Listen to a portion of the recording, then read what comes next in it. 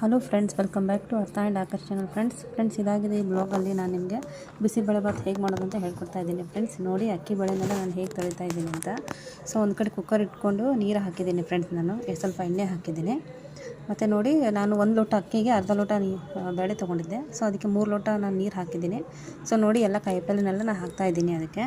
ಮತ್ತು ಒಂದು ಸೈಡ್ ಅಕ್ಕಿ ಬೇಳೆನ ತೊಳೆದು ಇಟ್ಕೊಂಡಿದ್ದೆ ಫ್ರೆಂಡ್ಸ್. ಅದನ್ನು ಹಾಕಿ ಚೆನ್ನಾಗಿ ನಾನು ಅದನ್ನು ಸ್ಲೌಟ್ ಮಾಡ್ತಾಯಿದ್ದೀನಿ. ಮತ್ತು ಕುಕ್ಕರ್ನ 2 ಸಿಟಿನ ಮಾಡಿಸ್ಕೊಂಡು ಸೈಡಿಗೆ ಇಟ್ಕೋಬೇಕು ಫ್ರೆಂಡ್ಸ್ ನೋಡಿ, ನಾನು ಒಂದು ಕಡೆನ ಒಗ್ಗರಣೆ ಹಾಕ್ತಾಯಿದ್ದೀನಿ ಇದನ್ನು. ಸೊ ಮೊದಲು ಗ್ಯಾಸ್ ಆನ್ ಮಾಡಿಕೊಂಡು ಎಣ್ಣೆ ಹಾಕಿದ್ದೆ ಇವಾಗ. ಸೊ ಎಣ್ಣೆ ಸ್ವಲ್ಪ ಸಿಡಿದ್ಮೇಲೆ ಸ್ವಲ್ಪ ನಾನು ಇದನ್ನು ಹಾಕ್ತಾಯಿದ್ದೀನಿ ಫ್ರೆಂಡ್ಸ್, ಸಾಸಿವೆ, ಜೀರಿಗೆ ಮತ್ತು ಕರಿಬೇವನ್ನ ಹಾಕ್ತಾಯಿದ್ದೀನಿ. ಸೊ ನೋಡಿ, ಆಮೇಲೆ ಶೇಂಗಾನೂ ಹಾಕಿದ್ದೀನಿ ಫ್ರೆಂಡ್ಸ್ ಇದಕ್ಕೆ. ಸೊ ಸ್ವಲ್ಪ ಇದಕ್ಕೆ ಇದು ಹಾಕಿದ್ದೀನಿ ಫ್ರೆಂಡ್ಸ್. ಇವಾಗ ಏನು ಕೊತ್ತಂಬರಿನೂ ಸ್ವಲ್ಪ ಹಾಕಿದ್ದೀನಿ ಫ್ರೆಂಡ್ಸ್. ಸ್ವಲ್ಪ ಚೆನ್ನಾಗಿ ಅದನ್ನು ಮೆಣಸಿನ್ಕಾಯಿ ಹಾಕಿ ಚೆನ್ನಾಗಿ ಫ್ರೈ ಮಾಡ್ತಾಯಿದ್ದೀನಿ.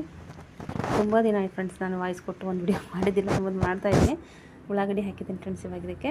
ಲೈಕ್ ಏನಂತಾರೆ, ಆನಿಯನ್, ಉಳ್ಳಾಗಡ್ಡಿ, ಈರುಳ್ಳಿ, ಟಮಾಟಿ ಫ್ರೆಂಡ್ಸ್. ಸೊ ಎಲ್ಲರೂ ಹೇಗಿದ್ದೀರಾ? ಎಲ್ಲರೂ ಚೆನ್ನಾಗಿದ್ದೀರಾ ಅಂತ ಅನ್ಕೋತಾ ಇದ್ದೀನಿ ಫ್ರೆಂಡ್ಸ್. ಕೈಂಡ್ಲಿ ಸಪೋರ್ಟ್ ಮಾಡಿ ನನ್ನ ಚಾನಲ್ಗೆ.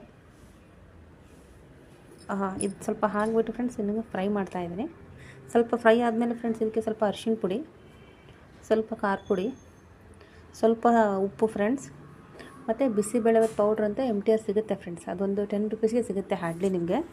ಸೊ ಅದನ್ನು ಹಾಕಿಬಿಟ್ಟು ಚೆನ್ನಾಗಿ ಮಿಕ್ಸ್ ಮಾಡ್ಕೋಬೇಕು ಫ್ರೆಂಡ್ಸ್. ಅದು ಚೆನ್ನಾಗಿ ಅದು ಬಾಯ್ಲ್ ಆಗಬೇಕದು.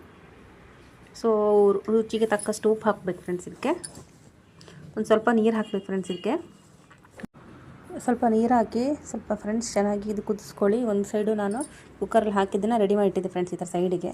ಸೊ ಅದನ್ನು ನಾನು ಏನು ಕುದಿಸ್ಕೊಂಡಿರ್ತೀನಲ್ಲ ಅದಕ್ಕೆ ಹಾಕಿ ಬಳಸ್ಕೊತೀನಿ ಫ್ರೆಂಡ್ಸ್. ಇದನ್ನು ಬಳಸ್ಕೊಂಡ್ಬಿಟ್ಟು ಸ್ವಲ್ಪ ಚೆನ್ನಾಗಿ ಮೇಲೆ ಕೆಳಗೆ ಇದನ್ನು ಮಾಡಿ ಒಂದು 2 ಮಿನಿಟ್ಸ್ ಕುದಿಸಿದ್ರೆ ಬಿಸಿಬೇಳೆಭಾತ್ ರೆಡಿ ಆಗುತ್ತೆ ಫ್ರೆಂಡ್ಸ್. Bye friends.